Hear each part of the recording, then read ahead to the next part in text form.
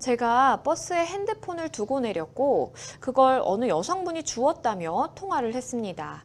그래서 감사하다고 말씀드린 다음 날 오전에 연락을 드리고 핸드폰을 받기로 했었는데요. 다음 날에 전화를 하니까 그 여성분은 대뜸 사례금 이야기부터 꺼냈습니다. 저는 너무나도 당황해서 사례금을 꼭 드려야 하냐고 되물었는데요. 그런데 갑자기 이 여성이 전화를 끊더니 며칠째 연락이 되지 않고 있습니다. 그 여성분이 너무 괘씸한데 이럴 때 점유이탈물 횡령죄가 성립이 될까요? 버스에 핸드폰을 두고 내려서 연락을 받고 드디어 찾았구나 좋아하셨을 텐데 이 핸드폰을 주셨다고 이제 연락을 주신 여성분이 연락이 두절이 된 상황입니다. 변호사님은 이 사연 좀 어떻게 들으셨나요? 네, 일상에 참 많이 있는 일이죠. 그리고 네. 누구에게나 일어날 수 있는 일이고요. 그래서 이런 부분들은 사실은 정확하게는 점유이탈물 횡령죄가 될지 아니면 절도죄가 될지 여부는 살펴봐야 됩니다. 예를 들면 어떤 그 나의 점유에는 이탈됐다 하더라도 폐쇄된 장소, 예를 들면 버스에 남겨놓고 갔는데 버스에 남겨놓고 간 그 물건을 그 사람이 가져간 경우 이건 기사의 점유가 계속된다고 봐서 절도죄에 해당되고요. 만일 이것을 버스에서 다른 사람이 가지고 나와서 뭐 길가의 노상에 벤치에 두었는데 그때 그것을 가져갔다.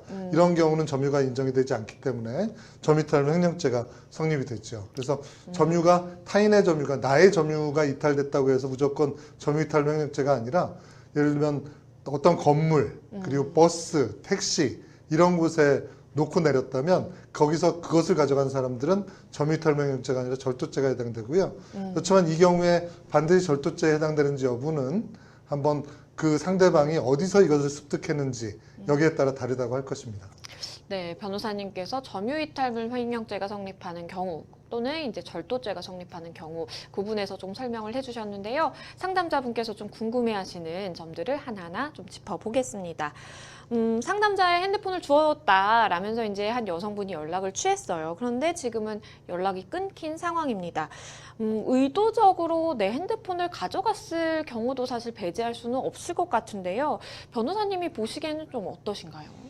어쨌건 이거는 절도죄하고 점유이탈물 횡령죄 중에 점유이탈물 횡령죄가 성립한다고 봐서요. 네. 일단 그 중에 구성 요건을 검토를 해보면 일단 유실물이나 표류물이나 매장물은 점유이탈물 횡령죄가 해당됩니다. 네. 객체에 해당되죠. 근데 이거는 유실물에 해당되고 이 유실물을 점유이탈한 것을 횡령하는 것이 점유이탈물 횡령죄인데 이 횡령의 태양에는 자신이 습득해가지고 이것을 반환 거부하는 것도 해당이 되거든요. 네. 물론 이것을 예를 들면 매개로 그러니까 사례금을 주세요라고 해서 사례금을 준다라고 하면은 반환하고 사례금을 주지 않으면 반환하지 않겠다라는 어떤 조건부 의사표시의 경우에도 결국은 외적으로 나타나는 태양은 충분한 어떤 금액을 지급하지 않으면 일단 반환한 다음에 사례금의 부분이 나중에 논의되면 몰라도 사례금을 매개로 이것을 반환하지 않는 것은 반환 거부, 명백한 반환 거부 의사가 있고 점유이탈물 횡령죄에 고의가 있다고 보여집니다. 네, 변호사님께서 짚어주신 것처럼 내가 일단은 돌려준 다음에 뭔가 사례금을 논하는 게 아니라 핸드폰을 가지고 있는 상황에서 사례금을 주면 내가 주고 아니면 내가 갖겠다라고 하는 것은 결국 반환 거부의 의사가 있다라고 볼 수가 있고 좀 고의가 있을 가능성이 있다라고 이제 짚어주셨고요. 앞서서도 잠시 설명을 해주셨지만 점유이탈물 횡령죄 어떤 경우에 성립을 하고 처벌을 받는다면 어느 정도의 처벌을 받게 될까요?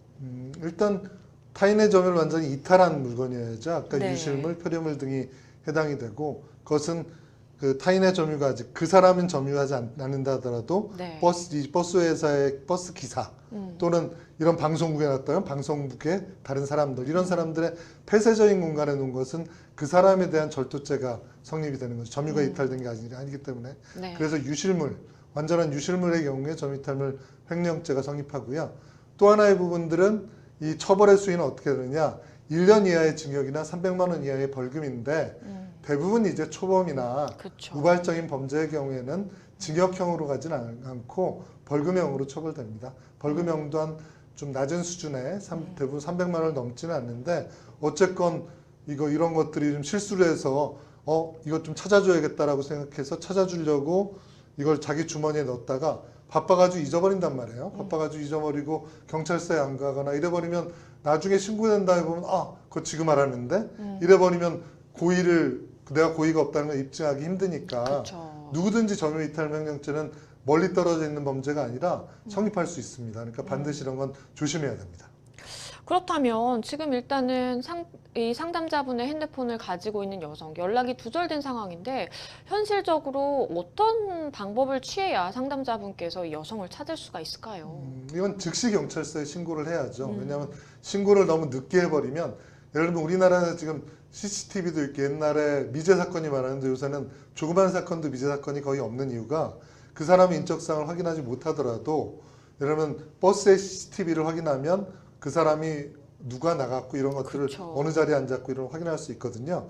그 다음에 나중에 핸드폰 위치 추정이나 기지국 추적도 할 수 있고 또 CCTV에 내릴 때 또 버스에 내릴 때 그 사람이 카드를 보통 요새는 카드를 찍으니까 그렇죠. 카드를 찍게 되면 그 사람의 인적사항이 전부 다 확인이 됩니다. 그래서 너무 늦게 신고할 것이 아니라 이게 지금 연락이 안 되고 그러면 즉시 경찰서에 가서 육하원칙에 기해서 고소장을 작성하고 언제 어디서 어떤 버스에서 몇 시차 어떤 버스에서 내가 어떻게 놓고 내렸는데 이 부분들을 빨리 고소장을 작성해서 제출하고 시급하게 CCTV 및 기타 어떤 수사들을 진행하게 하는 것이 좋습니다.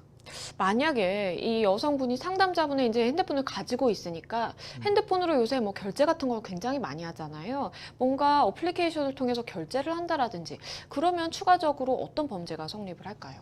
일단 두 가지 범죄가 성립할 수 있는데요. 일단 사기죄나 컴퓨터 사용 사기죄가 성립할 수 있습니다.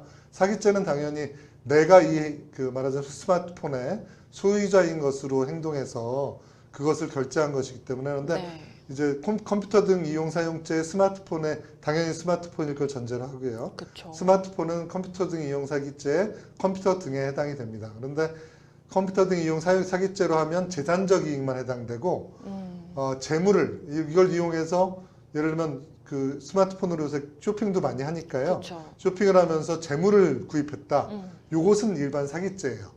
근데 그것이 아니라 뭐 앱을 이용해서 재산적 이익, 뭐 게임에 뭐 아이템을 결제했다라든지 이렇게 재물이 아닌 재산적 이익을 결제한 경우에는 컴퓨터 등 이용 사기죄가 성립됩니다. 그래서 사기죄는 재물하고 재산적 이익을 다 포함하지만 컴퓨터 등 이용 사기죄는 재산적 이익에만 해당돼서 둘 중에 예를 들면 앱을 이용해서 물건을 산 경우는 컴퓨터 등 이용 사기죄가 아니라 사기죄에 해당되고 그것이 아니라 뭐 앱을 이용해서 게임 아이템을 결제했다. 이 재산적 이익을 하면 컴퓨터 등 이용 사기죄가 해당되는데 결국 처벌의 수위는 거의 비슷하다고 보입니다. 네, 일단 변호사님께서 말씀을 해주신 것처럼 상담자분이 지금 이 여성분과 연락이 좀 닿아야 뭔가 핸드폰을 찾고 할 수가 있기 때문에 즉시 경찰에 신고를 하시고 가능한 조치들을 좀 취해보시는 것을 권고를 해드리겠습니다.